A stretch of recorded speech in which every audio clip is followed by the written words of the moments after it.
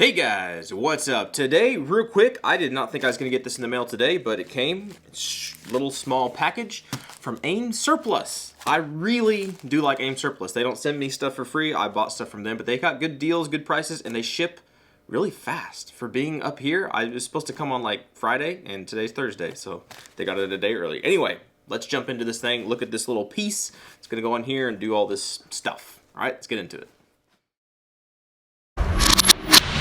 Okay, so I got into the story time, whatever. I got into the P320 game, or M17, or whatever you want to call it. I got into it because of that fella on the wall right there, the Flux Raider, right? And when I got into that, I originally got, what did I get? I got a compact, knock stuff all over the table. I got a compact model. I just cut towards myself, yes. But I got a compact model from Palmetto State, right? Because it was a good deal and everything, and I wanted a compact slide because supposedly that works better with suppressors and stuff on the Raider. And then I got a... in there. Then I got a M17, so the full-size pistol, the full-size slide, not this frame. The frame's somewhere else over there, but a full-size frame, full-size slide. I got that from some guy on Gunbroker, right? I got a good deal on it, and I got it. And the idea behind it was I wanted the magazines from the full-size, because that's what works in that feller. And I wanted an M17, basically. So getting into this whole thing, I didn't have any P320s. Now I have a P320 and a Sig Raider, a Flux Raider, and then I have this conglomeration of things, so an M17 slide on a compact frame. And the idea with this guy was I wanted one for a while, kind of. I like the idea of having different platforms and models and things, but I want them to be able to be utilized to their full potential, right? And so I am going somewhere with this, believe it or not. And so with the M17, it comes with this top portion, right? A slide cut, or a slide. It's a slide cut, right? It's cut out for, I think is it a Delta Point Pro?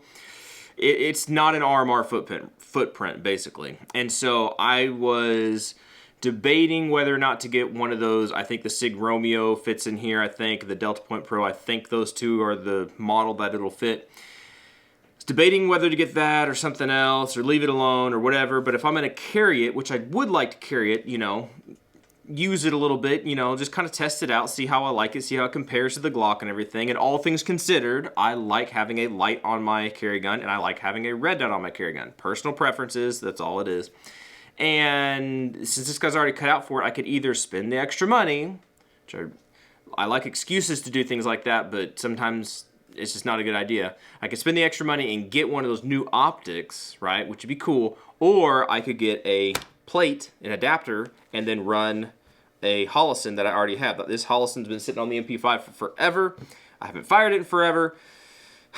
It might be time for it to move on. So that's what we're going to do today. All that long hubbub of explanation stuff, I basically was able to get a, I think it's from C&H Precision, right? These people right here, these folks. I was able to get a plate, an adapter that should go on here. I'll show you this feller. An adapter that's supposed to just replace the cover that they have on here, and that actually replaces the rear sight because they're the same. They're mounted together. It's kind of weird how Sig did that. And so I'll replace it with this plate, which will allow me to mount my Holosun or any other RMR footprint. And then you can tell it has a dovetail cut in there in the back, because I'll need to put sights on it. And at AIM Surplus, I got some Strike Industry sights. Not exactly sure yet how well these are going to work as far as height differences and things. I don't know, but these are suppressor height sights for the P320. We're going to put it on. Hopefully we don't even need them because they're backup sights, because the primary is the Holosun. But we're just going to see how we roll with it. We're going to see how it works. I'm just going to kind of run through it real quick. It's not so much a tutorial on like how to do this. It's just kind of an update on, you know, the P320 thing that we're doing, all right? So let's just run with it real quick. I might show some highlights here and there of stuff, but let's just put it on and see how it looks. Well, I think I did pretty much everything wrong. I'm kind of glad that the battery died and I lost most of that footage, which is fine because that would have been a perfect example of how not to do this. This was a conglomeration of failure. But we got it on, I think. Long story short, I really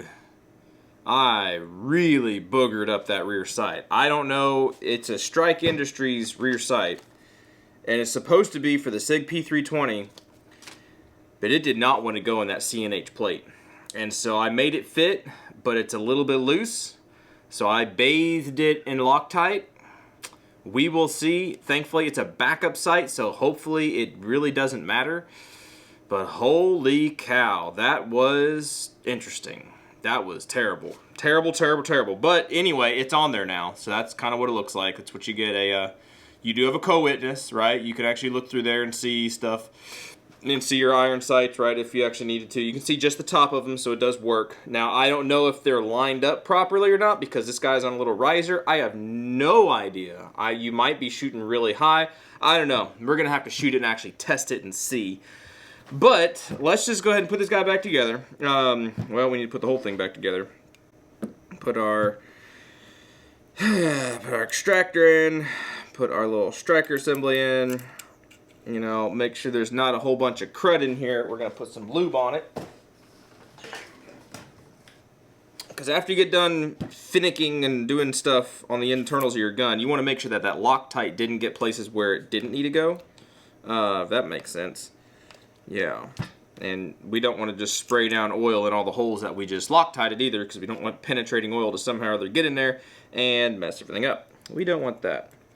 No thanks. No thanks at all. Okay. We are back in business. Back in business. Ooh, that's tall. Woohoo! That's really tall. And he is way off, but I mean, he was also mounted on an MP5. That's really tall. When you go point that up, that's tall. It really shows you the difference between a Glock, right, and its lower bore axis versus this guy, which everybody talks about being a high bore axis. Haven't noticed it so much because I've been using iron sights. You throw a red dot up on top of that. That's like that's hanging out there, man. It's hanging out there. But we're gonna give it a run. That's kind of why we got this Optic sight and this whole new setup. So here we go, guys. This is what we got.